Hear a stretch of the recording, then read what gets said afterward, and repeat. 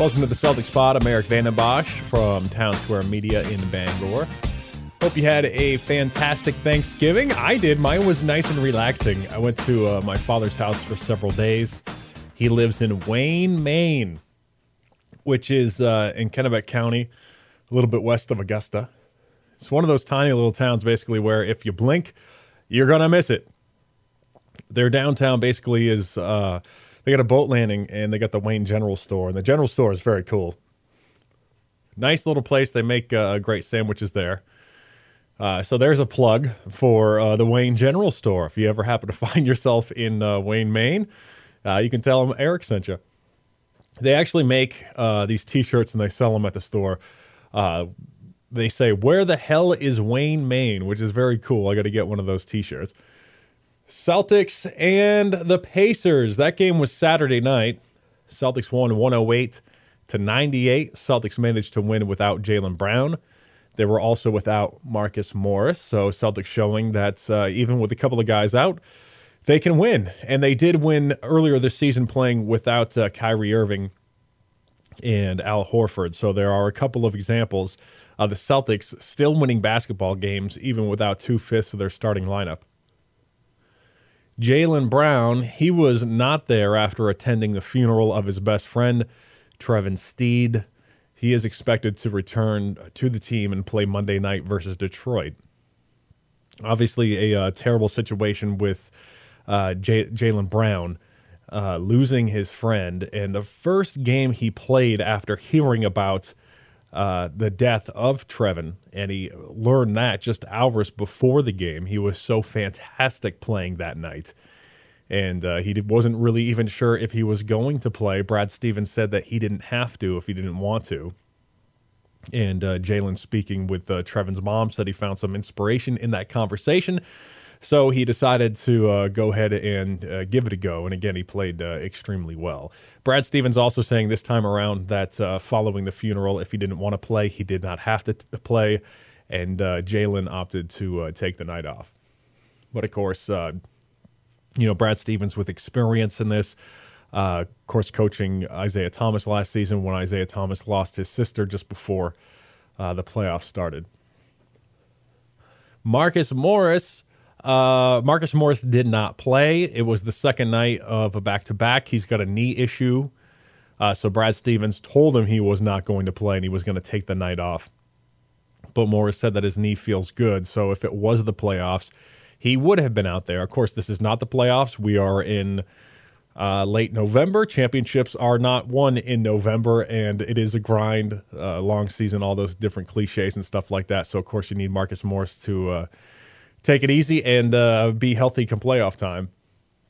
And I believe what Marcus Morris said he was going to do was he was actually on his night off. He was going to go to the Jay-Z concert, which I guess is cool. Brad Stevens, I don't know if he said, stay home, go to a concert. He probably said, go home and get some rest, stay in bed, watch the game and that sort of thing. But, he went to a concert. When you say rest, I don't think you really mean go to a concert, but there is more rest involved in that than playing 25 minutes of basketball. All right, so the Celtics and the Pacers. Pacers came out extremely hot in that game. They shot 71% in the first quarter. They led 32-27 after one, and then at the half, the Pacers were up 54-45, but then the Celtics just came alive in the second half. Picked up the intensity on the defensive end in the third quarter. They shot 78% in that quarter, and they led 82-70 after three. So the Celtics really picking things up in that first half versus the Pacers. Pacers on offense pretty much doing whatever they wanted to do. Celtics came out re-energized and with some more focus there in the second half.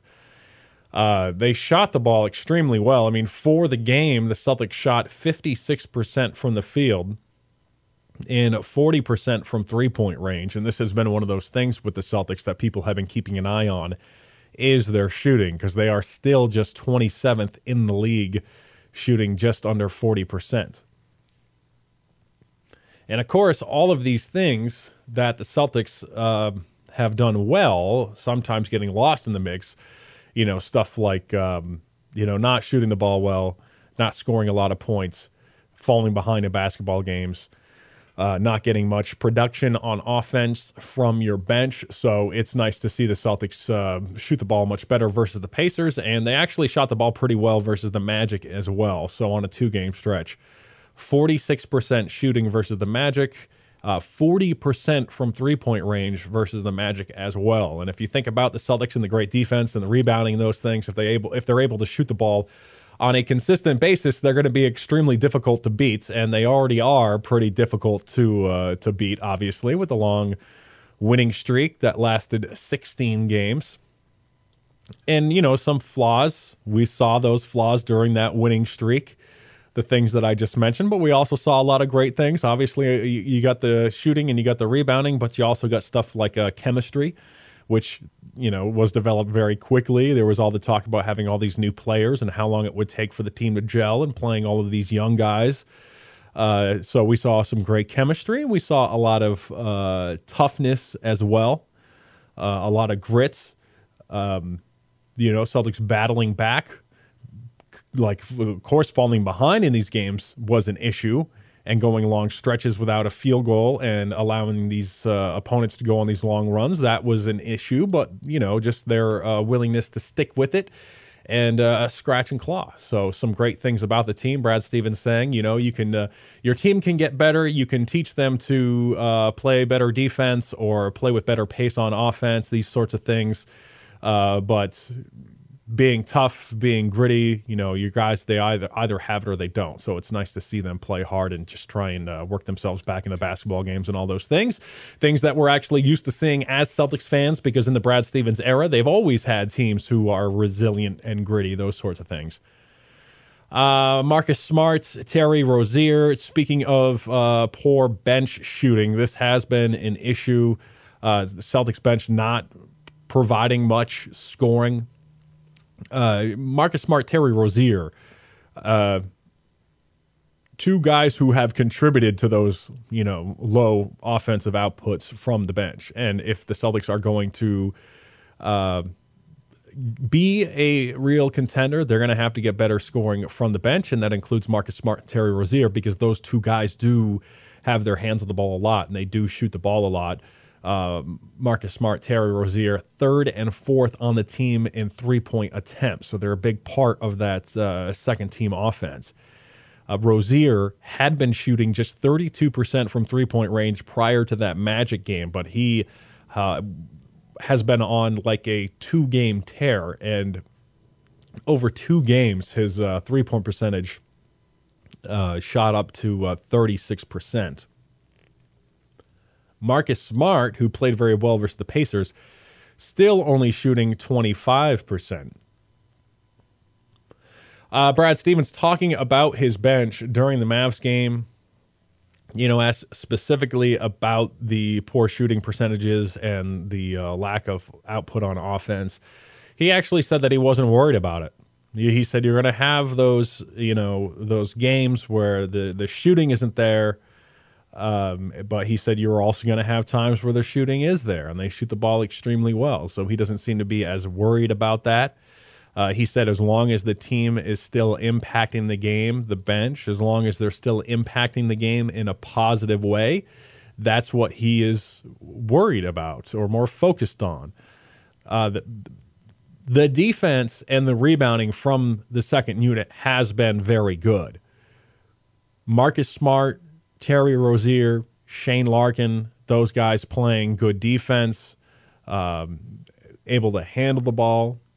Marcus making a lot of plays for other teammates, those sorts of things. So those guys like that, not shooting the ball consistently, but impacting the game in a positive way with their defense. And then Aaron Baines, Daniel Tice also doing the same thing. Those guys with their rebounding and with their ability to protect the basket and stuff like that. So, none of these guys you would consider a spark off the bench. Obviously, Marcus can get hot, and he can be that at times. Terry Rozier can also be that at times, but none of these guys really consistent shooters. Aaron Baines shoots the ball pretty well. He can score near the basket, and he shoots his mid-range jumper pretty well, but no one really, calls him a spark off the bench, not necessarily a high-volume shooter. And Daniel Tice, even Shemi Ojale. Tice and Ojale, they can knock down threes. Doesn't happen all that frequently, but those two contributing on the defensive end. So you are getting a lot of great stuff from that second unit, just not scoring on a nightly basis. And Brad Stevens says that there will be nights when the ball does go in, so when they're impacting the game in other ways, and the shots are falling on top of that, then, that's just icing on the cake, basically. And, he's still encouraging everybody to shoot the ball. Even the players who have been struggling, everybody on the basketball team gets the green light to go ahead and shoot the ball as long as they are taking good shots. If you get an open shot, you are expected to take it. As long as, the second unit is making extra passes, playing at a good pace, taking good shots, go ahead and fire away. T. Rozier, like I said, a great 2-game stretch for Terry versus the Pacers. 17 points, 7 of 9 shooting, so very efficient. 2 of 3 from three-point range. Versus the Magic, 23 points, 8 of 11 shooting, so very efficient again. 5 of 7 from three-point range. So Terry providing that second unit with a great boost. Playing with a lot of energy. Attacking the basket, not afraid to take an open shot. Marcus Smart, also not afraid of taking an open shot. Not afraid of any type of shot, actually. Versus the Pacers, 15 points, 7 of 8 shooting for him, so a great game for Marcus Smart. Shooting the ball efficiently and also making plays for his teammates, and this is something that he always does, not just versus the Pacers. But versus the Pacers, running pick and roll, nice dish to Aaron Baines for a dunk in the first quarter. Nice bounce pass to a cutting Aaron Baines for a dunk in the fourth quarter. So that's just one of the things that Marcus is able to do. He can handle the ball, make plays for his teammates. Of course, we know about the defense, his high energy on defense and his ability to take a charge. Dive for loose balls, pick off passes, rip the ball right out of his opponent's hands, swat the ball away from guys. So he is a pesky defender. If he was only a consistent shooter, he would be an even better player. He is a good player, but if he could shoot the ball consistently, he could be an all-star. It seems like consistently, though, he is a clutch shooter. He just seems to be better in those situations. Versus the Pacers, Tice inbounded the ball from the sideline down to the other end of the court. Marcus caught it at about the free throw line, and he hit a jumper as time expired. So a clutch bucket for Marcus there. Same thing versus the Mavs, burying a big three-pointer with the shot clock winding down. That actually helped send that game into overtime. Versus the Magic, defended by Mo Buckets, long straightaway three, fourth quarter, shot clock winding down. So in those situations, he's just a better shooter. Great defense and hustle plays from Marcus Smart. Like I just said, and Brad Stevens talking about it as well. He said those hustle plays, those are worth more than the shot that goes in. That's why it's hard to quantify Marcus Smart. Kyrie Irving, just so much fun to watch. Kyrie attacking the basket over and over again. Relentlessly attacking the basket, all of these spectacular finishes. It just seems like you can't stop him from getting to the basket. And really, he can get anywhere he wants to go on the court with that great ball handling of his. But Kyrie attacking the basket just like Isaiah Thomas used to, always bringing it to the hoop. Although these guys, do it in much different ways. Kyrie with that great ball handling, and Isaiah used to use that speed to get to the basket, go up there among the trees, and get knocked to the floor over and over again. Kyrie versus the Pacers, 25 points, 11 of 6 shooting. He had 6 assists. Shooting numbers very good, so very efficient for him. Versus the Magic, 9 of 15 shooting, 2 of 4 from 3.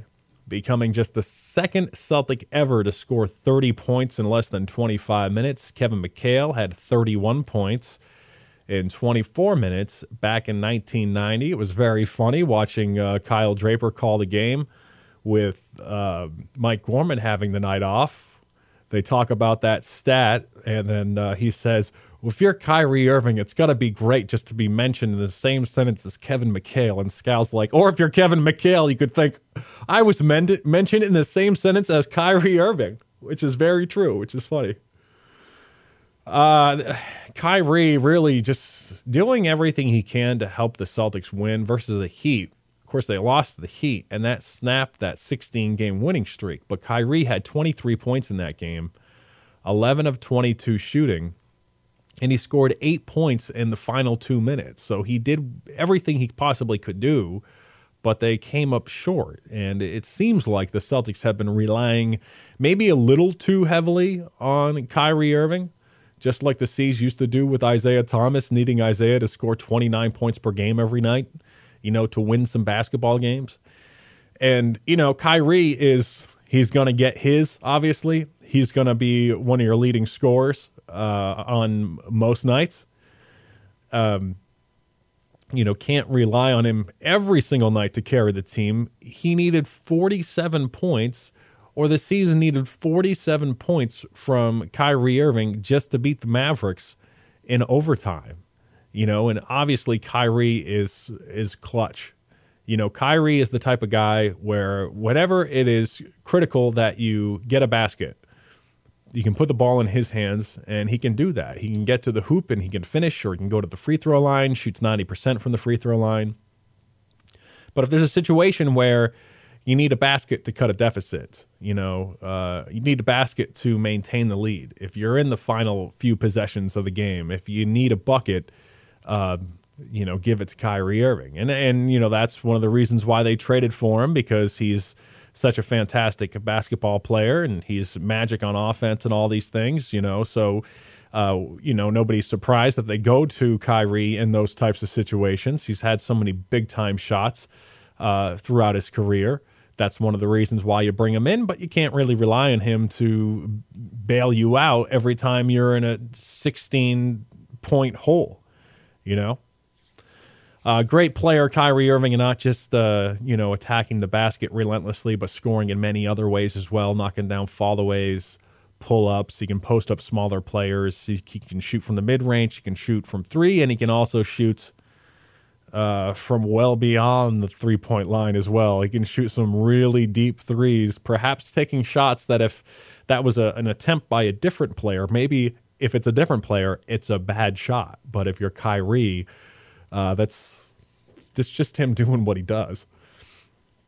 Kyrie and Jalen appear to have become one of the best backcourts in the league. These two playing so well, scoring points and shooting the ball so efficiently, a great combination in the backcourt, combining for 69 points, 24 of 35 shooting versus the Mavs, versus Atlanta, combining for 57 points, 20 of 25 shooting versus the Hawks.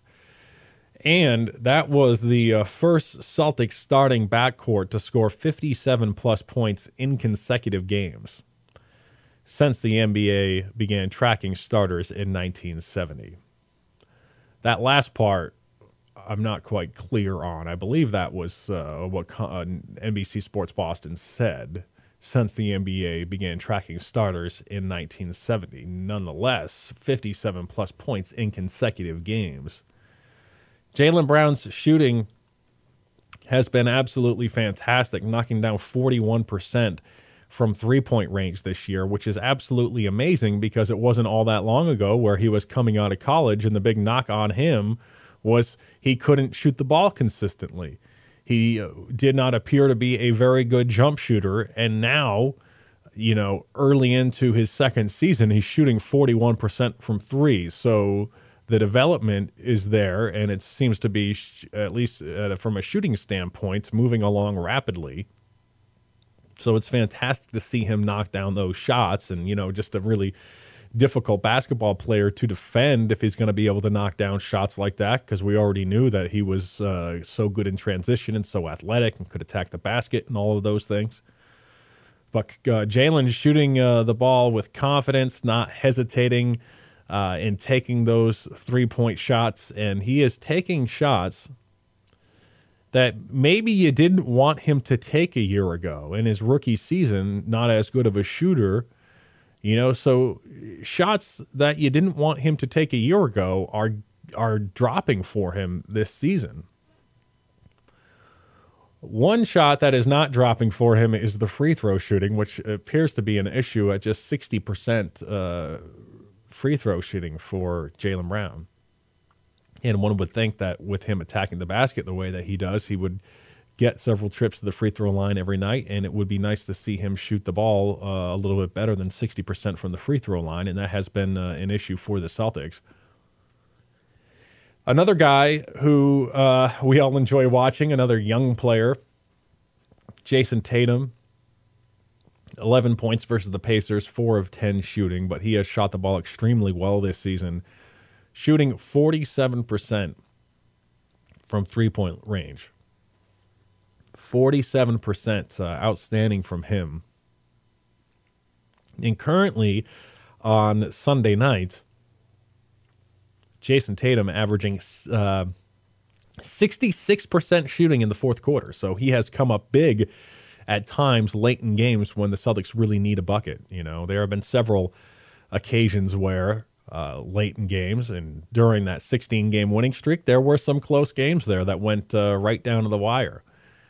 Games where they were down big and managed to battle back, but games going right down to the wire where you need buckets. And the Celtics, despite not shooting the ball very well, knocked down a lot of timely shots. Not just Kyrie, but Jayson Tatum getting in on the action, attacking the basket. NBC Sports earlier this week, they said that Jayson Tatum was shooting 64% in the fourth quarter, which was fourth best in the NBA. So this is a 19-year-old kid who just a little while ago couldn't even drive a car, and now he's shooting 64% in the fourth quarter in the NBA. Very cool. NBC Sports Boston again saying that 64% number was fourth best in the NBA, currently shooting 66% in the fourth quarter. And how about this guy's moves like around draft time? Part of his scouting report was just his ability to create space and all of the great moves that he's got and stuff like that. And he has shown that, with the crossover, with a spin move, being able to spin off of defenders along the baseline.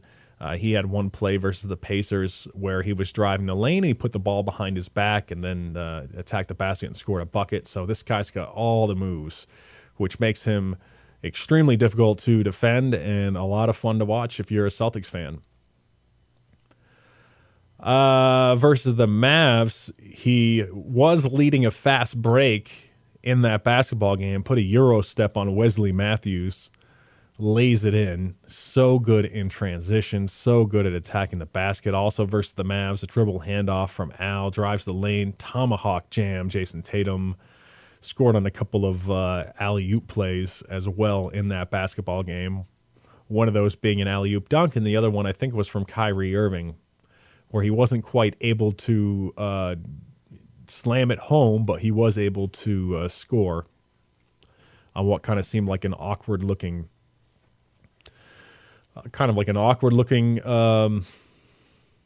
catch in that alley-oop where he was not able to dunk it, but the ball went in the basket. Al Horford versus the Pacers. Al was so good in that game, 21 points, 8 of 15 shooting, so very efficient, 3 of 4 from three-point range. That one kind of snuck up on me. I read the box score. It said 21 points for Al Horford, and I didn't realize he was at that number, 21, so maybe he did it quietly. He did have some plays that were not so quiet because they were, great plays, some exciting plays from him, like that step-back jumper versus Miles Turner in the fourth quarter. Also had a nifty up and under move earlier in the game. So a good bounce-back game for Al, and I call it a bounce-back game, and maybe some people are surprised to hear me say that because he had been so efficient But this week versus the Mavs, Heat, and Magic, he combined for just 15 points. Just 15 points over that 3-game stretch with 6 of 20 shooting. So he did kind of have, at least from a scoring standpoint, very quiet 3-game stretch. And then he had a fantastic 3-game stretch following his return from the concussion. Over those 3 games, 18.7 points per game, 77% from the field, 21 of 23 in 2-point field goal attempts, 21 of 23. So unbelievable numbers for him during that stretch. Now, the 3 games versus the Mavs, Heat, and Magic, where he wasn't scoring a lot of points, it's not like he wasn't contributing. He was still putting up good assists and rebounding numbers over that stretch. Mike Gorman, happy birthday to him. His birthday was on Friday. It was his 72nd birthday. He is now in his 37th season as the voice of the Boston Celtics. So this guy has been calling Celtics games before I was even born. He's been doing it for 37 years now. I am 34. So this guy has been calling Celtics games as long as I have been alive, and he has been the voice of the Celtics. You know, as a longtime Celtics fan, I don't know Celtics basketball without Mike Gorman. And Mike Gorman sounds fantastic. He calls a great game. He's got really good chemistry with both Tommy and Scal. So it's great to hear from Mike Gorman every single night, one of my favorite sports broadcasters. And it's really great to see, as people celebrate birthdays and they talk about being a member of the team for 30-plus years. It's great to see the old footage of Mike Gorman with all the funny suits and the funny hair and stuff like that. I really get a kick out of like seeing pictures of Mike and Tommy from the 1970s or whatever. They're really funny, I think. Kyle Draper actually called the game versus the Pacers because Gorman had the night off following his birthday. Drapes and Scal, those two doing a good job. Draper did a good job, and it's always fun to see those two together. They seem to have great chemistry. They both got good personalities. They can both be pretty funny. So it's good to see Kyle Draper calling a basketball game, big fella. Next game for the Boston Celtics is going to be Monday night, and our old pal Avery Bradley returning to the basketball team. Avery Bradley returning. The Celtics taking on Detroit Monday night. So very much looking forward to that. Avery Bradley, his numbers this year are consistent with last season, in terms of points per game, 3-point percentage, shooting percentage is still very good. So Avery Bradley returning, taking on the Boston Celtics on Monday night. Very much looking forward to that. All right, I'm Erik Vandenbossche from Town Square Media in Brewer, Maine, and I will be back next weekend, and we'll kind of recap all the things that happened with the C's during that week. So I shall return. Take it easy, go C's.